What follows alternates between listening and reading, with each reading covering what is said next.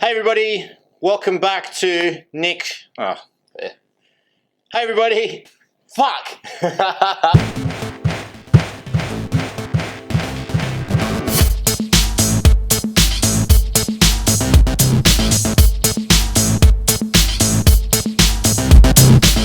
Hey everybody, welcome back to Jamie and Nick's Hitchhiker's Guide to Food and Drink. That's Jamie, I'm Nick. And the most important thing about this YouTube channel, guys, don't forget your towel. We'll get you out of a lot of sticky situations, as learned about in the original Hitchhiker's Guide. Well, some might say we're ripping them off, but hey, fuck it. I don't think we are. We're bringing it back. Yeah. Yeah. Well, I read that as a, non-fiction text, so... Yeah. I don't even know who you're talking about, actually. Prove me wrong. The truth is in the pudding? The truth is out there.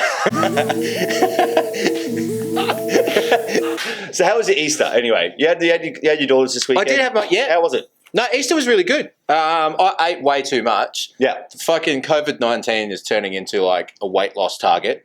Because I reckon I'll need to lose about 19 kilos at the end of it. I'm just eating an obnoxious amount of food. See, I'm not. I mean, like, I cook dinner, I'll cook myself lunch, I'll cook myself brekkie. I have a routine for breakfast, I have a routine for lunch, and then I'll make something up when I get home for dinner. But you, on the other hand, I've been watching your Instagram stories, and you have been making some outrageously delicious-looking food. Yeah, well, I mean, I'm just enjoying cooking. But that's your passion. You love that. Absolutely. I mean, and it's good to get the kids involved. Yeah, exactly. And to be honest, spending an hour to put together a story with a good soundtrack at the end of the night, after I'm like full and probably a couple of bottles of wine deep, is a couple of Cardonnays later. Yeah, it's actually really rewarding and quite fun. But I mean, you've had people, everything you're posting about the food, you've had people inbox you going like, I'm going to cook this tonight because they're doing something really interesting that you're giving an opportunity to people to try different foods that they never thought about making at home. Yeah, no, it's super enjoyable. I've had heaps of people like hit me up, hey, can you please post like the measurements? But yeah, I've had like people sending through photos of like ones they've done, so dope, and from all over. Yeah. Like I got hit up by like 3 people in Montreal. Like they didn't even know each other. There you go. So that's cool. Yeah. Well, while you did that on the weekend, I just bought a bunch of wine and did reviews on them, and that's my thing is reviewing wines. I love wine so much. In moderation, kids. Responsibly, adults. Yeah. But no, I mean, that's what I do, and that's your thing as well. This is why we came together, sort of, to bring our powers to be. Captain Planet. He's a hero, gonna take pollution down to zero. Well, who would you be? Anyone but Hart. I know he's got a monkey, but like out of it, like one dude can literally move ocean, like the earth. The earth. One guy can fly and fucking light everything on fire. I didn't think he can fly. Could he? Oh, I don't know. No. So set shit on fire, move the ocean, and wind. Yeah. Or like feel good. Yeah. Bring the team together, Hart. Shut up. Yeah. I don't. Yeah. Oh, how you feeling? Nah. I love you. Hart. Yeah. But Hart's cool though, because it does bring people together though. Yeah. You can't. Why was he so technicolored? Oh, do you know what it was? It's that real. It was that real early 90s animation. Yeah. You know what I mean? Like, that had the same animation style as, like, the new X-Men. G.I. Joe. Yeah. Biker Mice from Mars. Biker Mice. Oh, yeah. And what? And Sharks? The shark guy. I can't remember the shark one. Do you reckon somebody just went, yo, Teenage Mutant Ninja Turtles went well. What other animals can we do? Yeah, 100%. Easily. Yeah. And then Dragon Ball Z, I mean, one of the greatest shows still. Yeah, I think that was a big turn. I think Pokemon and Dragon Ball Z was the big turning point. Hey? Yeah, I'm not a Pokemon guy. I did watch the movie, and I did love the movie, and I was just like, maybe this might be my turning point to get into Pokemon. I think it just made me fall in love with Ryan Reynolds even more. Oh, you watched the new one? Yeah. I haven't seen that. Yeah, that's as far there. Dragon Ball Z, loved it. Great. Yeah. Pow, pow, pow, pow. Yeah. Yeah, cool. People would be late to school depending on what the last cartoon was on Cheese TV. And it was always Dragon Ball Z. Yeah. And it was always that half an hour episode, and you're like, my mum would be like, you're going to miss the bus. You'd be like, I'll get the bus. Yeah. And you watch the episode, you go to the top of my driveway, come back down. You missed the bus, didn't you? Yeah. I'm going to have to drive you to school. Stop watching cartoons in the morning. Nah. But yeah, as soon as they always the 8:30 spot, the 8 o'clock spot finished at 8:30.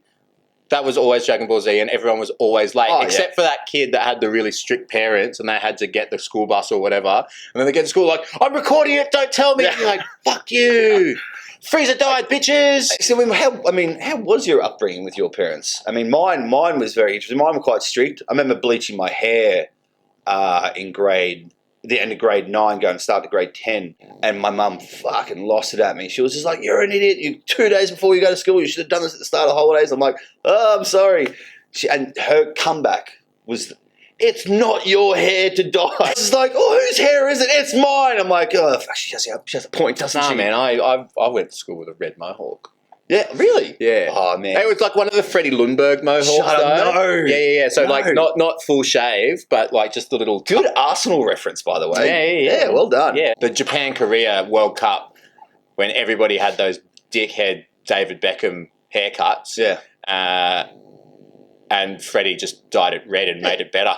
Like Freddie Lundberg. I'm in. Yeah. I mean, David Beckham, you can't fault anything he did. He did posh plenty of times. I probably couldn't fault that, actually. Mate, if you were married to Posh, would you care? Well, actually, I was going to say as long as she didn't speak, but then if you heard him speak, that's even fucking worse. Oh, I'm David Beckham. I'm David Beckham. Yeah. New segment. Yeah. Us impersonating David Beckham. Yeah. Oh, pass it to me. I'm David Beckham. Pass it to me. No, I'm not giving you shit, David Beckham. I love you, David Beckham. It's way squeakier. Oh, it's more like... Hang on, I'll do some research. Let's come back each week. That could be something we learn during COVID. David Beckham. Yeah. Good chat. But yeah, honestly, I had some shitty parents growing up, but the bleaching hair. I remember going back to the first day of year 10, and the year 10 coordinator would walk into each homeroom pointing out people that had bleached their hair. And I was sitting there with this bright blonde hair, like bleached, and I slicked it back with so much gel just to make it darker. And I'm just like, I'm sitting beside this guy called... You were Malfoy. Yeah. But I was sitting beside this guy called Sean, and he bleached his frosted tips and everything. And this guy... NSYNC style. Yeah. The year 10 coordinator was like, "All right, Sean, you also go home and dye your hair, because that's definitely bleach." And I'm sitting right beside it. I'm like, I've got this bright blonde hair. I've got brown hair. And he's just like, "Cool, that's it," walked off. And my friend Sean was like, "How the fuck did you not get in trouble?" I'm like, "I have no idea." And the next day I went home. Well, that day I went home and my mum dyed it and it went purple. And the next day I rocked up with purple hair, and the teacher was like, "I thought you were blonde." Should have just left it. Yeah, I should have left it. Exactly. But look, guys, we're probably going to take off now and do the servo challenge, I believe. Yeah, let's have a look at it.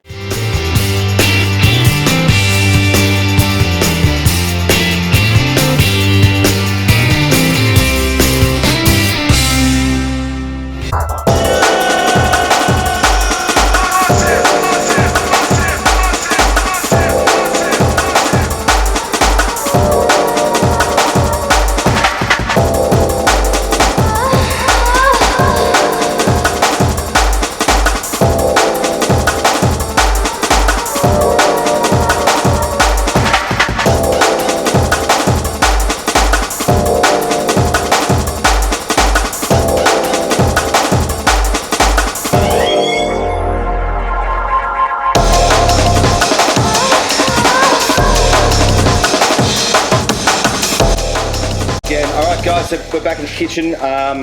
So Jamie, please take us away. Actually, before we get into it, I'll go over through the pricing. I know this is a little bit expensive to get through a survey, but again, if you're sitting at home... It was the hot sauce. It was the hot sauce that was the most expensive item, which was $12. But, I mean, we went to that servo. We went to another one, but they didn't have anything sort of all out.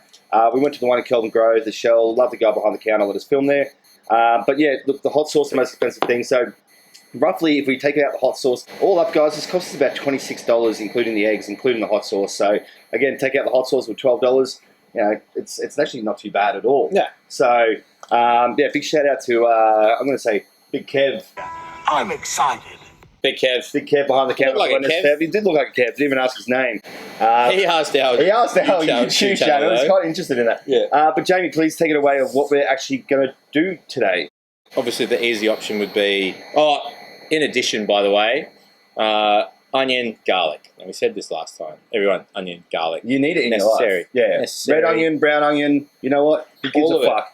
Get it. Onion Yeah. is the fucking jump off. Of all the staples that should be in everyone's house, onion and garlic. Now, we've got our mee goreng.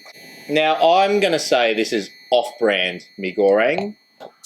Indomie is the mee goreng of choice. Odomi is the godfather. Yeah. Got mee goreng because that little spice sachet, that little sauce sachet is going to have probably a bit of sweetness, a bit of soy, and a fuckload of MSG. But I just wanted to say, this hot sauce, because it costs us $12, I don't mind. I just want to give it a bit of a burl because I'm very intrigued to see what it's like. So I'm just going to throw a bit on the Turns out plate. cup noodles aren't designed to be not cooked in the cup. I dabbed a little too hard there. The last dab, the final dab. Look, I'm going to have a little dab. You want a little dab? 100%. All right, I'm just going to have a little dab, just a little bit on my finger. Woo!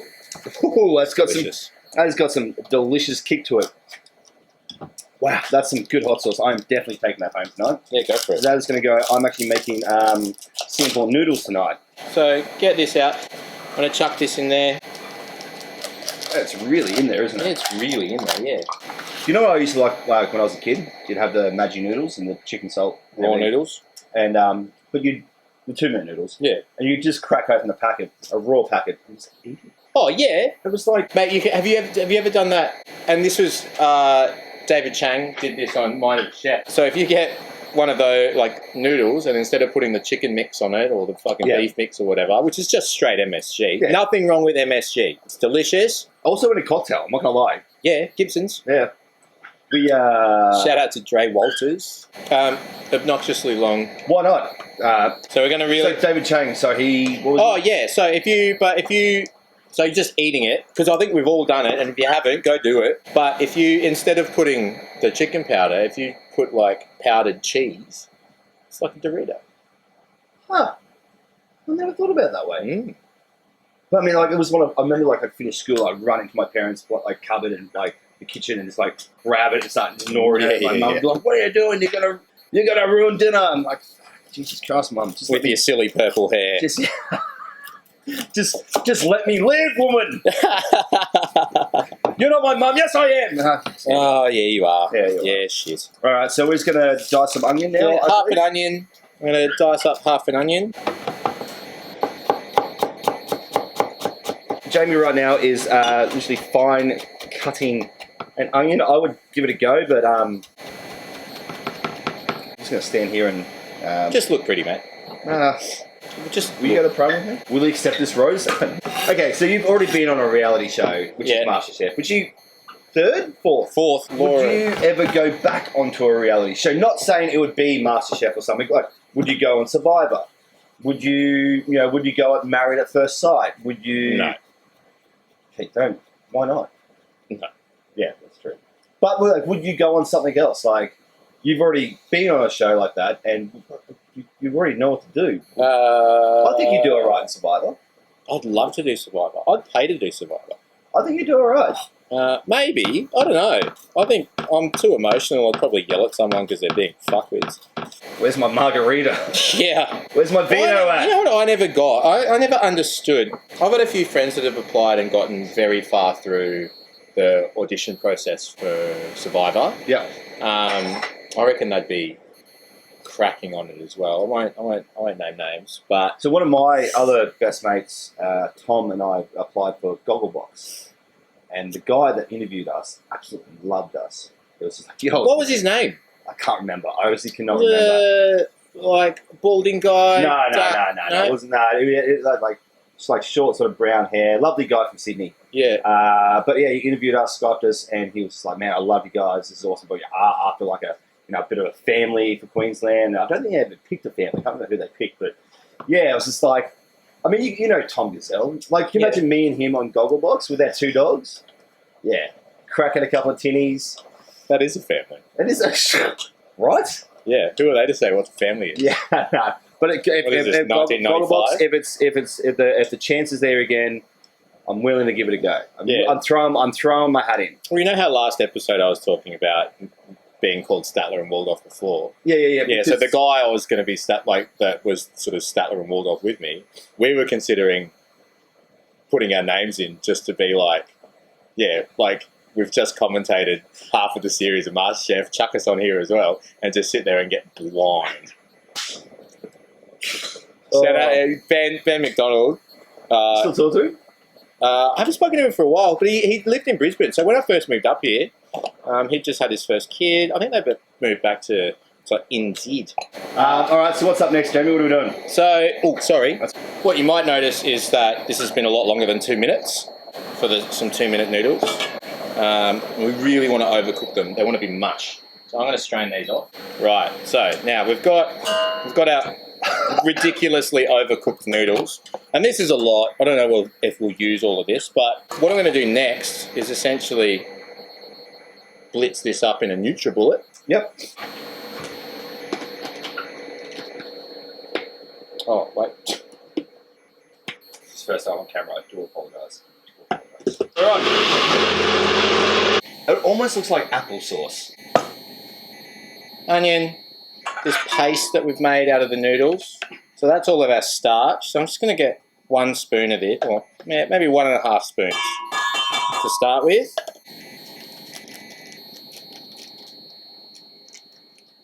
So this has got fried onion, MSG, some flavouring powder. So this would be the soy sauce, I believe? Yeah, like ketchup mayonnaise. Yep. And probably a little bit of palm oil.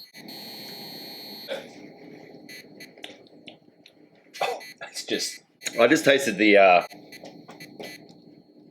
blitzed noodles, and I can tell you. Wow. So we're just adding. What are we adding then? That's the little liquid pack. So that'd probably be some palm oil, maybe a little bit of chili. Yep. And some ketchup mayonnaise, which is sweet soy. Cool. Just why we picked this one, these noodles. There you go. These nuts. Now, noodles. I'm just going to take this is tuna in spring water. Not really my ideal, but it's a servo survival. Servo survival. So I'm going to strain these off. So just strained off the tuna. Yeah, so you really want to get all the spring water out of the tuna. Look, I'm going to be. I'll throw something in. I don't mind a can of tuna. Oh, I'm a huge fan of tuna in a can. Huge fan of fresh tuna as well. But I mean, you know my feelings on tin fish. I think that gets a bad rap. I think tuna like this is probably the cause of a lot of people outside of places like Spain and Italy going tin fish. Why the fuck would I want that? Yeah. But it can be used as it's a good source of protein. It's really healthy. And a tuna bake. Oh, no. I'm on the couch again tonight, aren't I? Fuck. Wait. Why? Oh, it's just like it's tuna bake. Like it's just simple to make and it's easy and just it just doesn't have to be like fresh tuna. It just be tuna in a can. Comment, like, and subscribe. No, comment. And if also you want to see if I'm allowed to sleep in the bed or the couch. If you want to see Nick Miles cook his tuna bake as a survival COVID, like that's some serious survival food. I'll eat a lot before I eat tuna bake. I fucking hate that. I'm poisoned as a kid. Oh, so you ate too much as a kid? I didn't. I hated it. Mum, I love you. Nah. Yeah, see, like this is fucking terrible. So this is where it came down to my mum. She'd make bread and butter pudding. Oh, delicious. Right? But no one else in the family liked it but her and my brother. I didn't like it because it was too eggy. My sister didn't like it because it was just too sloppy. Or just she didn't like it. And my dad hated it because when he was growing up, he was in a boarding school and that was their main dessert, bread and butter pudding. Now is the best time of year for bread and butter pudding. If you don't like hot cross buns, you're a bum. But Booney, that's a shout out to you, Booney. Yeah, absolutely. Alex Boone in Melbourne. That was a pretty interesting thread. There was a lot of people that agreed. I do not. But also, I'm sorry, hot cross bun. Heat that shit up. Bit of butter. Oh, like yeah. Like butter. That's the best. What's even better is if you make a hot cross bun if you make a bread and butter pudding out of hot cross buns. Right, so tuna, blitz noodles, onion, garlic, and some seasoning, and we're gonna mix it, and then we'll adjust. Wash your hands. Now, you don't want to work it too much, because that structure from the noodles is going to tighten up real quick, but I reckon that's about good. Now, I'm going to go wash my hands and get a pan on and then we're good to go. Okay. Actually, you know what? We will add an egg. I'm going to add an egg. Ordinarily, you use it as a binding agent. Yeah. I'm going to use this to loosen it up a little bit. Yeah? So just the water content from the egg white is going to make these slightly softer, which will keep them slightly juicier. Cool. A little bit more fat from the egg yolk. So right now I'm looking just at like a paste. It's like tuna, blitz noodles, garlic, onion, and egg. And it's smelling really good from this angle. Plate at the ready. Most important, when you're making any kind of meatball, any kind of fish patty, whatever, wet your hands and then just you want, like meatball recipes or burger recipes, you want it to be wet. Yeah. Because you want that moisture in there. It needs to be sort of, feel like it's almost too wet. Yeah. Especially with meatballs. Shit, we're out of wine. Oh, well, I'm going to wash my hands and maybe we'll, is there another bottle we could possibly have? Well, we do have one, so I'll get some fresh glasses. You keep going to what you're doing, and I'll get some fresh glasses for us. How's that sound? Sounds great. Next bottle. This is a bit me sort of teaching you about a couple of places today, isn't it? Yeah, because I think these places that Athletes Wines, have heard of them, just haven't tried them yet. Yep. Big fan of their stuff, big fan of the labels. This one you told me earlier today, which I was very interested about, said, please, Jamie Fleming, take it away. Vintalopa. Unfortunately, these guys were pretty horribly affected by the fires. 2020 is just fucked, isn't it? I completely forgot about the fires, which is bad to say. Obviously, we were relatively not affected outside of my wine ordering. To all of my friends who are in those affected areas, I hope you're doing well. I had every intention to come down with an empty esky and do what I can, but obviously we are where we are now. So hope you're staying safe, looking after each other from afar. But Vintalopa is one winery that I've loved for a long time, and in particular, it's this bottle. So this is their park wine. They would do a limited release every year of a park wine, and they put it in 500ml stubbies with the intention that you just go to town at the park and have a stubby of wine. Hey, babes, where are you going? Oh, going to play frisbee with the dog. I'll be back. Take it. Yeah, as much as those fires, really affected some of the wine industry, and we were really hoping to give them as much support as we could to make sure they come back. It's exactly what we're going through now as a business. So hopefully there's that trickle-down effect. I want to support these guys. Hopefully people come back and support us. So, and also, guys, Jamie is one of those venues that right now is still open, and Jamie is doing some pretty incredible stuff right now. So, Jamie, please explain one packet that you are doing right now. Oh, yeah. We're doing a paella pack. So a whole lot of amazing rice, and then a little spice pack, a big chunk of really good quality saffron, some paprika, some salt, whole little seasoning pack to go in there. That with some stock. And from us, when you buy one of these, you have the option of getting some of our choricito and some confit garlic. Awesome. Chuck all that in the pan with whatever else you want. How's your father? Happy days. Paella. I reckon. Delicious. And some super flour, easy. you're doing some olives, and you're doing some marmalade as well, takeaway, right? Yeah, we got some, I cooked up some Oloroso and orange marmalade the other day. I'm going to take one of those home tonight because my auntie absolutely loves it, so I'm going to go home and drop it off to her. Yeah, good. She's going to love that because that's one of her favourite things. Brilliant. Marmalade. So amazing. I'll be taking one of them. And remember, support your local businesses around Australia, around the world.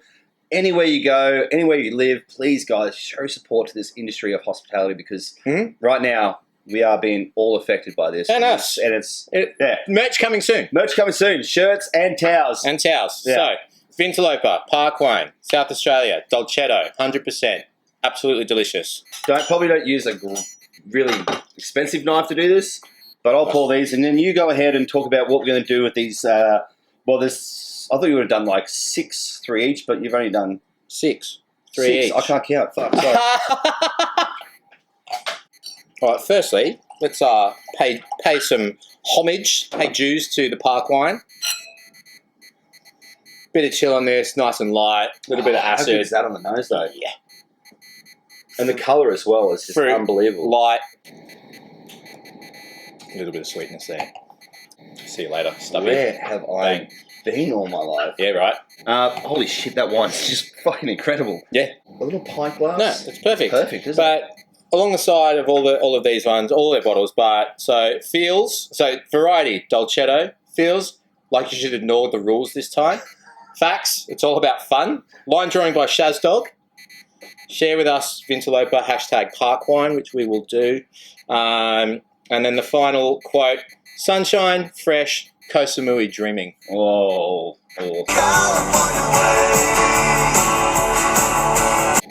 Yeah. You had me at Parkwine. Very good.